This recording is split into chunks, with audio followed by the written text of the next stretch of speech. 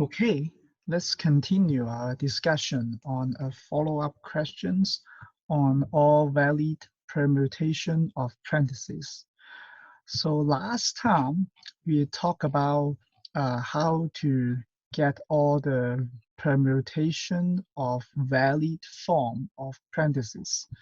So for example, 111 means we have one regular brackets and one pointy brackets and one curly brackets.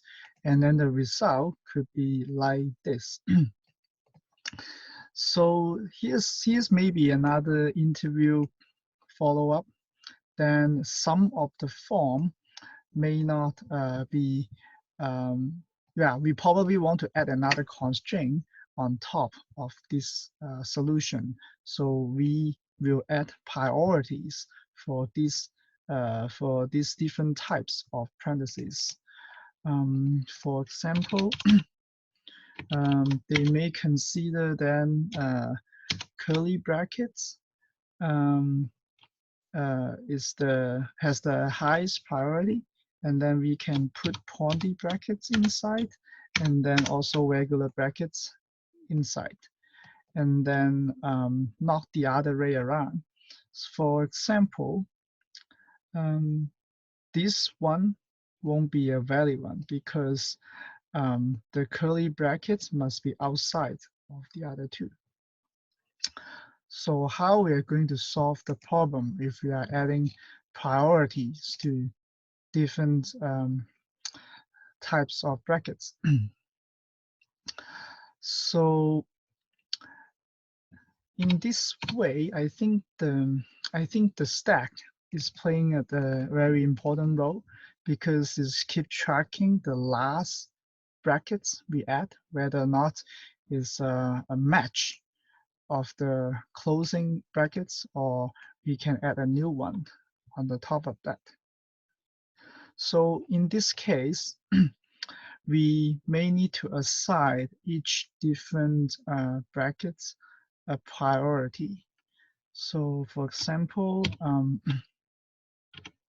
for curly brackets, we can say 3, which is higher than pointy brackets and higher than regular brackets. So in this case, if we have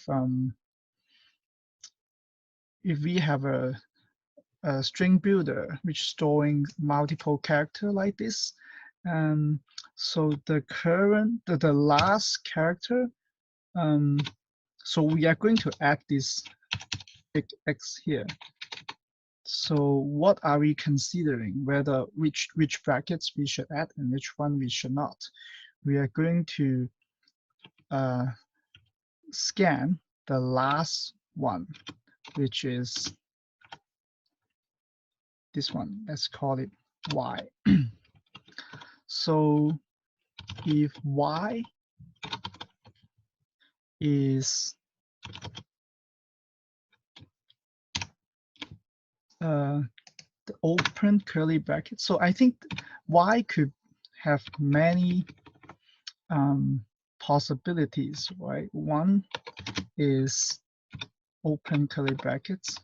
Let's consider open brackets for now, and then pointy brackets, and 3, it could be regular brackets. And then, so if Y is open brackets, then this constraint may apply. If it is closed brackets, for example, if it's this one or this one or this one, we don't care. We can add any of them. Yep. So we are assuming that we try to add an open brackets. So if the last one is curly brackets, we can add pointy brackets and regular brackets. If the last one is pointy brackets, we can only add regular brackets. If it is this regular brackets, we can, shall we add this one? That's the question we may need to ask. So yeah, in this case, we cannot store a character. In this case, we can only store, I think it's convenient if we change it to integer, so we can make comparisons for each one of those. So when we trying to add an open brackets, we may need to add a constraint that the last elements we add should have a comparison, right? And then an interesting thing is that we put it in the for loop. So we consider this I is a symbol of priority. So this is in our mind that we consider that they will have a priority like this.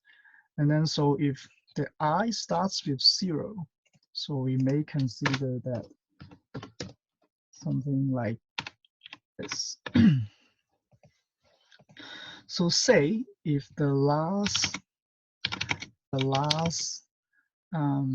element in the stack is 1. So what can we add? So we can add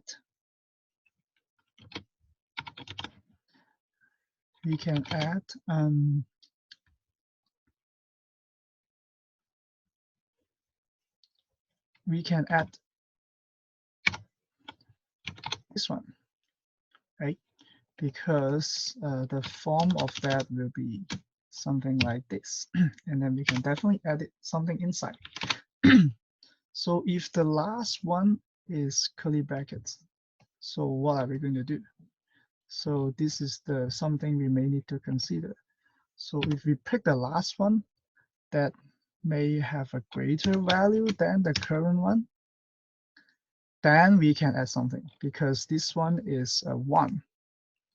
So we can add 0, but we cannot add 2.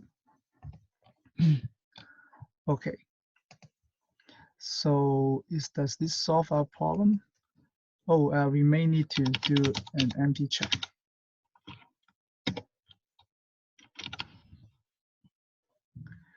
If it is empty or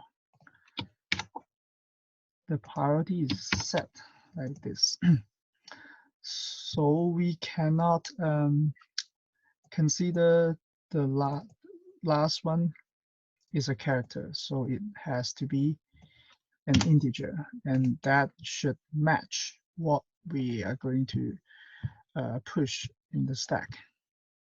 So if this one is I, then we're going to push I in it, and then pop is the first.